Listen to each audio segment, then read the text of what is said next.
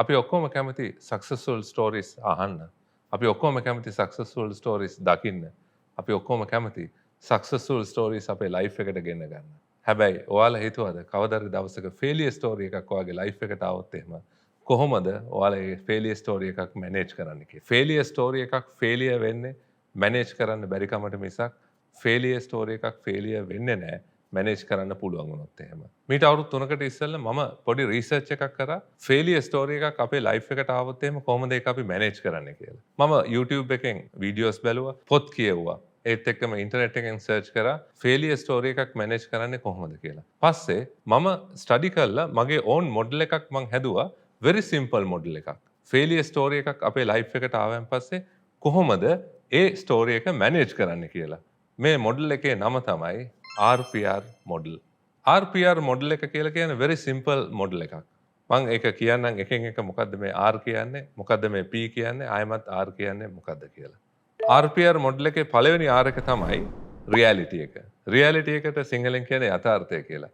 යථාර්ථය කියලා කියන්නේ ඔයා reality එක identify කරගන්න ඕනේ. නැත්නම් යථාර්ථය අඳුන ගන්න ඕනේ ඔයා මේ ෆේලියර් එක තමයි දැන් ඉන්නේ කියලා. ඒ ෆේලියර් එකේ ඉන්නේ කියලා අයිඩෙන්ටිෆයි කරගත්තාන් පස්සේ ඔයාට මේක මැනේජ් කරගන්න හරිම ලේසියි. මොකද හේතුව තමයි ෆේලියර් එකක හිටියාම ඔයාට එනවා ඉන්ටර්නල් නෙගටිව් ෆෝසස් කියලා එකක්. නැත්තම් ඔයාට අභ්‍යන්තරයෙන්ම එන ඍණාත්මක බලවේග.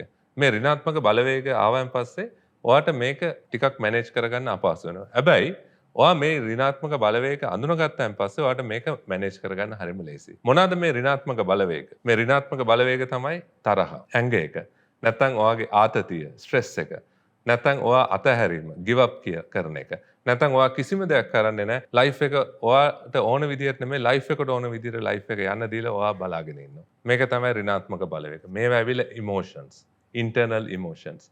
මේ ඉන්ටර්නල් ඉමෝෂන්ස් එන එක සාමාන්‍ය දෙයක්. ඒක නිසා ඔයා කරන්න ඕනේ මේ ඉමෝෂන්ස් එන්න දීලා එක ප්‍රමාණයකට ආවන් පස්සේ ඉමෝෂන්ස් ඔයා මැනේජ් කරන්න ඕනේ. උඩට යන්නේ නැති වෙන්න.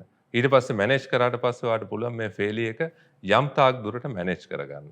දෙවෙනි එක තමයි එක්ස්ටර්නල් නෙගටිව් ෆෝසස්. බාහිරින් එන ඍණාත්මක බලපෑම්. මේ බාහිරින් එන ඍණාත්මක බලපෑම් මොනවාද? පළවෙනි එක තමයි ඔයාට එන නිග්‍රහ. දෙවෙනි එක තමයි ඔයාට එන අවලාද. තුන්වෙනි එක තමයි ඔයාට අහන බැනුම් ටික බාහිර පරිසරයෙන්. හතරවෙනි එක තමයි ඔයාට කිසිම අගයක් දෙන්නේ නැහැ. උදාහරණයක් විදිහට ඔයා ආයතනයක වැඩ කරනවා නම්, ඔයා සේල්ස් කරනවා නම්, ඔයා සේල්ස් ටාගට් ගොඩක් කාලෙක ඉඳන් අචීව් කරගෙන යනවා. හැබැයි ටික කාලෙකදී ඔයාට මේ සේල්ස් ටාගට් අචීව් කරගන්න බැරි වෙනවා. බැරි වුණාන් පස්සේ ඔයා ෆේලියර් කියන කැරක්ටර් එකක් විදිහට ලේබල් වෙනවා. ලේබල් වුණාට පස්සේ මැනේජ්මන්ට් එක ඔයාව ගණන් ගන්නෙ නැහැ. ඔයා මීටින් එකට ගියත් ඔයාගේ අදහස් ඒ කට්ටිය අහන්නේ නැහැ. සමහර වෙලාවට ඔයා හොඳම අදහස් ජෙනරේට් කරන නැත්නම් very good idea generator කෙනෙක් වෙන්න පුළුවන් ඉස්සෙල්ලා. ඒ වුණාට ඔයා failure character එකක් බවට පත් වුණාන් පස්සේ මැනේජ්මන්ට් එක ඔයාගේ කිසිම අදහසකට ඇහුම්කන් දෙන්නේ නැහැ. මේක තමයි සාමාන්‍ය තත්ත්වය. external negative forces කියන එක ඔයාට control කරගන්න බෑ. මේවා ඇවිල්ලා uncontrollable negative forces. ඒක නිසා ඔයාට මේක කිසිම දෙයක් කරන්න බැරි නිසා ඔයා කරන්න ඕනේ මේක එහෙම්ම වෙන්න දීලා ඔයා ඒ යථාර්ථය අයිඩෙන්ටිෆයි කරගෙන ඒවට මුහුණ දෙන එක තමයි කරන්න ඕනේ. ඒක තමයි පළවෙනි R එකෙන් මම අදහස් කරන්නේ reality එක. දෙවෙනි එක තමයි P එක. P එකෙන් අදහස් කරන්නේ process එක. මොකද්ද මේ process එක කියලා කියන්නේ? process එක කියලා කියන්නේ ක්‍රියාවලිය සිංහලෙන් කියනවා නම්. ඒක තමයි ඔයා උදේ නැගිටලා රෑ නිින්දට යනකම්ම ඔයා මේ දෛනිකව කරන routine එක. නැත්තම් daily routine එක තමයි මේ process එක කියලා කියන්නේ. මේ process එකේ ඔයා ස්ටඩි කරන්න ඕනේ. මොකද හේතුව තමයි මේ process එකේ උන සිද්ධියක් නිසා තමයි මේ failure එක වෙලා ඇත්තේ අනිවාර්යෙන්ම. ඒක නිසා ඔයා process එක ස්ටඩි කරලා ඔයා identify කරගන්න ඕනේ මේ process එකේ උන failure එක මොකද්ද කියලා. මේකට කියන technical word එක තමයි root cause analysis එක කරන්න ඕනේ. root cause analysis එක කරාන් පස්සේ ඔයාට identify කරගන්න පුළුවන් මේ process එකෙන් උන failure එක මොකද්ද කියලා.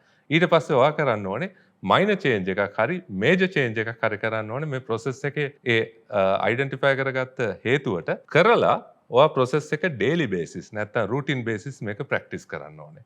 practice කරන්න ඕනේ ඒ අතරතුර ඔයා මේ process එක ගැන trust කරන්න ඕනේ. process එක trust කරනවා ඊට පස්සේ ඔයා කරන්න ඕනේ process එක trust කරන අතරතුරේදී ඔයාගේ final objective එක නැත්නම් final target එක හැම වෙලේම ඔයාගේ හිතේ තියෙන්න ඕනේ. ඊට පස්සේ මේ failure එකක් manage කරගන්න ඔයාට හරිම පහසු වෙනවා. ඔයා process එක change කරලා process එකේ ඒ ප්‍රැක්ටිස් කරනකොට day to day basis ඒත් එක්කම process එක trust කරලා ෆයිනල් ඔබ්ජෙක්ටිව් එක වගේ හිතේ හැම වෙලේම තියාගත්තොත් එහෙම මම ඉස්සෙල්ලා කිව්වා වගේ ෆේලියර් එකක් මැනේජ් කරන්න පුළුවන්. අන්තිම R එක. ඒක තමයි resilience mindset. මේ ටෙනිස් බෝල් එක වගේ.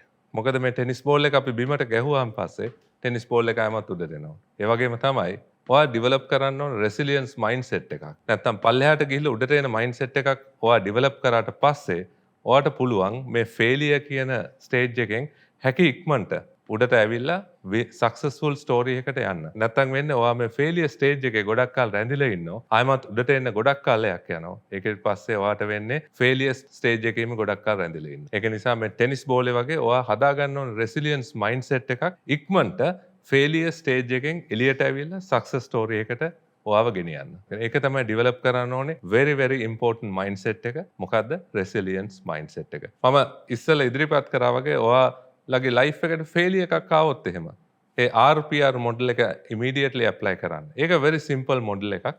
ඒ මොඩල් එක apply කරාට පස්සේ ඔයාලා immediately ඔයාලා failure එකෙන් success story එකට ඔයාගේ life එක convert වෙවි.